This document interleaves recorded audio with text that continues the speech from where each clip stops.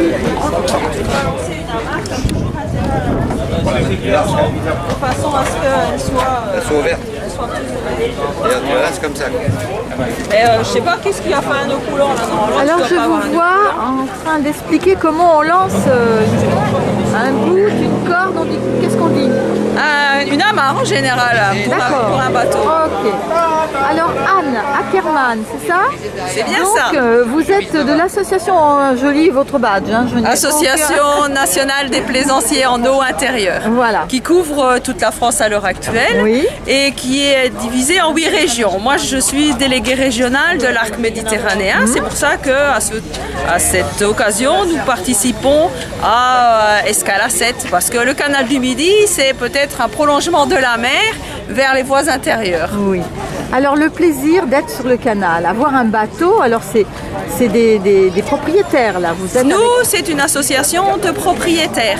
Donc c'est tout des propriétaires ou des pas propriétaires, mais qui aiment naviguer sur le canal et qui aiment voyager, prendre un rythme qui est 8 km/h, qui est moins vite que quand on roule à vélo. Donc on a le temps d'apprécier la nature, d'apprécier les oiseaux, les plantes, de faire des escales, de passer des écluses. C'est vraiment un rythme totalement autre que la vitesse à laquelle on vit à l'heure actuelle. Oui, à toute allure là. On peut s'approcher des photos là. Je vois qu'il y a de jolies photos dans votre stand. Alors là, donc. Bon, ça c'est le tunnel du Malpasse. C'est près de Béziers en fait. Et il faut imaginer que sur ce tunnel, au-dessus du tunnel, il y a la route qui passe et en dessous du tunnel, vous avez le TGV qui passe. Oh. C'est une caractéristique du tunnel. Là, vous avez le départ du canal du Midi, qui est le phare des Onglouts. Alors, une petite particularité des écluses du canal du Midi, c'est qu'elles sont ovales. Elles ont une forme ovalisée que vous ne trouvez alors parce que le terrain par ici est relativement sablonneux et faire une écluse droite faisait risquer d'avoir des majoyers qui s'écroulent, alors que les fers en arc de cercle comme ils sont faits là donnent une certaine rigidité. Savoir qu'à l'époque, quand M. Riquet a construit le canal, c'était pas le même. On n'avait pas les techniques d'aujourd'hui. Il y a encore quelques ouvrages importants qui datent encore du canal de la construction du canal à l'époque de Riquet. Un épanchoir. Alors l'épanchoir, à quoi sert-il? L'épanchoir, en fait, c'est quand il y a des grosses pluies ou des choses comme ça, l'eau monte dans le canal et il faut qu'elle retourne dans les champs, mais pas trop dans les champs. On essaye de le faire retourner l'eau quand elle déborde dans un autre ruisseau. Et en fait, c'est le rôle de l'épanchoir qui, ici à Argent-Double, pourquoi Argent-Double? Parce que c'est la rivière Argent-Double qui passe derrière. Et quand le canal déborde, cette eau retourne au canal d'Argent-Double. Alors vous avez l'aqueduc d'Argent-Double qui est juste un peu plus loin. Et là, vous avez la rivière d'Argent-Double qui passe en fait en dessous du canal. Il fait combien de kilomètres ce canal? Ah, ça c'est une bonne question, je ne connais pas exactement la longueur du canal du Midi quand on me demande le nombre d'écluses. Alors le nombre d'écluses, non? Je connais pas. Je pourrais vous dire en regardant sur le guide. Le pont du Sommeil qui est aussi un point remarquable du canal du Midi. Mais sinon vous avez cette sérénité, ces platanes, même s'il en manque quelques-uns et qui ont été c'est magnifique peu là, avec les chevaux. Alors ça c'est le canal du Rhône-Seine. Donc ça c'est si on part de Seine, si on part vers Saint-Gilles, vers Arles. D'accord. 240 km. Ah, 240 km de voie navigable. Le canal du Midi, 240 km. Voilà. Ah, merci monsieur, merci. Et alors là encore, une œuvre d'art qui est particulièrement importante, c'est les écluses de Pont-Serrane, qui se trouvent près de Béziers et qui sont en fait 7 écluses qui se suivent et qui permettent de prendre un dénivelé important de façon à pouvoir... Alors anciennement, le canal continuait jusqu'à l'Orbe, passait l'Orbe, on faisait une petite navigation sur l'Orbe et on revenait sur le canal. À l'heure actuelle, on a construit à Béziers le pont canal que vous voyez là. Alors vous avez une super belle photo des ponts de Béziers, mais il faut imaginer que anciennement les bateaux passaient sur l'Orbe en dessous. Maintenant, les bateaux passent sur le dessus. D'accord. Sur le dessus. Ok, c'est chouette ça. Ah oui, oui, mais le canal du Midi est un petit bijou. Il y a des ouvrages d'art magnifiques tout au long du canal. Ça vaut la peine de descendre, d'arrêter son bateau, d'aller profiter des villages, de ces ouvrages d'art, de toutes ces choses-là. C'est vraiment une navigation paisible, Tranquille. Ah oui, tranquille. Est-ce qu'il y a toujours des éclusiers? Il n'y a pas toujours d'éclusiers. Sur le canal du Midi, la plupart des éclusiers de Castelnaudary jusque 7, il y a quasiment un éclusier partout. Sur Toulouse, vous avez un secteur où il y a quelques écluses qui ont été automatisées. Et si vous prenez le canal de Garonne, donc la partie de Toulouse jusque Bordeaux, voilà. celle-là, toute cette partie-là, les écluses sont automatisées. Donc vous ne voyez plus d'éclusier sauf si vous tombez en panne. À ce moment-là, il faut appuyer sur un bouton, l'éclusier vient vous dépanner sans problème. En général, on n'attend jamais bien longtemps pour obtenir... Donc c'est facile de passer les écluses quand même. C'est facile de faire passer les écluses. C'est un peu plus difficile quand on monte parce qu'on a le flux de l'eau qui bouscule un peu le bateau. Mais en descendant, c'est vraiment tranquille. C'est comme si on vidait une baignoire. Donc l'eau, elle est tout à fait tranquille et voilà. Mais alors s'il y a une personne qui achète un bateau, qui a envie de rejoindre votre association, qu'est-ce qu'il faut faire? allez sur le site www.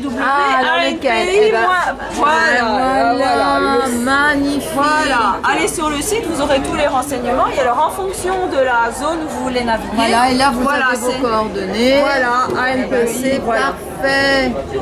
Et ben, on a tout dit, non? Oui, je pense. Presque. Maintenant, si vous voulez, je peux encore vous parler un tout petit peu. C'est des cartes dont on a besoin pour naviguer. Oui, mais d'abord, les gens, normalement, quand ils ont un bateau, ils sont obligés de passer le permis quand même. Il faut passer le permis. Il y a quand même quelques panneaux à connaître. Il y a quand même quelques petites manœuvres à pouvoir faire avec un bateau avant de pouvoir être lâché. Bien que, si vous prenez un bateau de location, on vous donnera l'explication au moment même et vous pourrez naviguer sans permis. Un bateau sur un canal, en tous les cas, ne pose normalement pas de grosses difficultés. Alors, pour faire partie de votre association, même si c'est des plaisanciers qui louent des bateaux, ils peuvent adhérer, il n'y a pas de problème, ils peuvent adhérer. On a plusieurs adhérents qui sont sans bateau, mais qui participent à nos réunions, qui participent à nos croisières, qui participent. On peut parfois éventuellement aller se mettre à plusieurs sur un équipage. D'accord. Voir on aborde des équipiers supplémentaires pour des... Voilà, c'est sympa. Eh ben, alors donc là, vous vouliez nous parler du livre. Voilà, par exemple, le canal du Midi, voilà, les éditions du Breil. Donc moi, je travaille pour les éditions du Breil. Oui. Et il faut faire du repérage, il faut expliquer, donner les petits... Voilà, vous avez peu importe la page. Oui. Vous avez le canal, vous avez sur le canal les petites instructions qui nous permettent de savoir si on a de l'eau, de l'électricité dans les ports. Il faut quand même un minimum de petite formation quand même si on loue un bateau pour s'y retrouver là. Non, c'est assez simple quand même. C'est assez simple. Déjà, vous ne pouvez pas trop vous tromper parce que la route, il n'y a pas 36 000 routes. Vous êtes obligé de suivre le canal. Voilà. Sur le canal, vous n'avez pas trouvé de grosses difficultés de par les écluses, oui, mais il n'y a pas de courant, il n'y a pas de grosses difficultés. C'est pas la même chose que naviguer sur le Rhône. Naviguer sur le Rhône sans permis, c'est interdit. Mais la navigation sur le canal ne pose pas de grosses difficultés. Et puis, si vous avez un problème, la berge n'est jamais loin et en général toujours accessible. La berge. La berge. Ah oui, les rives, en fait, toujours, c'est jamais bien loin. Par contre, il ne faut pas s'accrocher aux arbres. Ah non, il faut éviter de s'accrocher aux arbres parce que vous avez le chancre coloré qui se propage et auquel il faut faire attention. Donc il y a des points bien... Il y a des points assez nombreux. Il y a des points sur les cartes, vous allez retrouver des zones, effectivement, quand vous avez la petite encre, où vous allez avoir des piquets ou des choses pour vous amarrer. Sinon, vous plantez un piquet que vous avez vous dans la terre.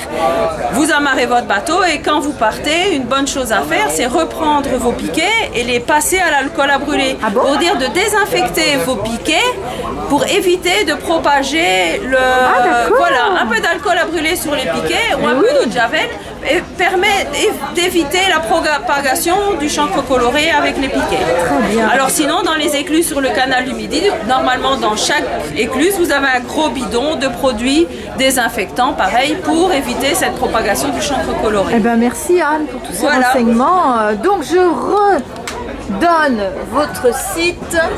Voilà. ANPI.org. Voilà. Et Voilà, l'adresse mail qui est là, c'est l'adresse mail pour l'arc méditerranéen, donc pour la région de Sète, une partie du Rhône et une partie du canal du Midi. eh bien merci. Et maintenant c'est ouvert. Alors les écluses sont ouvertes ici, hein, ça y est? Ah oui, c'est ouvert. C'était juste fermé pendant 2 mois pendant le chômage, mais là, non, on peut naviguer. Eh ben, c'est beau. Depuis en le plus, mois, hein. ah oui, je pense que même sur le canal du Midi, depuis début janvier, le 7 janvier, on peut naviguer. Super. Voilà. Merci Anne. Alors bonne navigation. Hein. Merci. Comme ça, non? Oh là là. Oh là là. Ah non, non, c'est bon, attendez, c'est comme ça. Qu'est-ce qu'il nous fait là? Alors, ça y est presque, mais c'est pas tout à fait ça. C'est pas ça encore? Ah si, c'est bon. Ah, bah, alors, quand même. Il l'a fait d'une façon alors pas académique.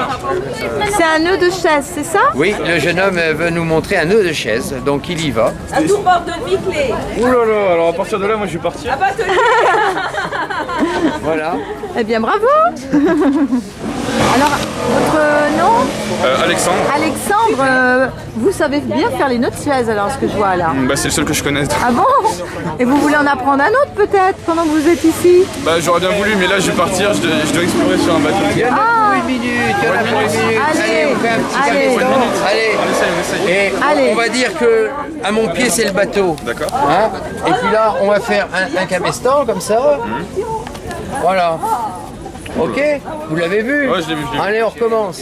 On recommence? Moi je suis toujours le bateau.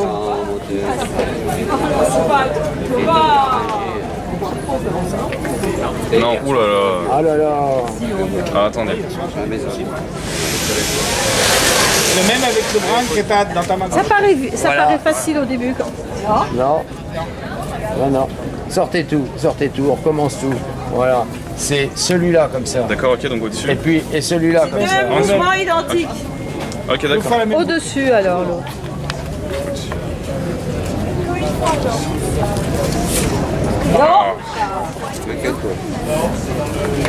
Alors,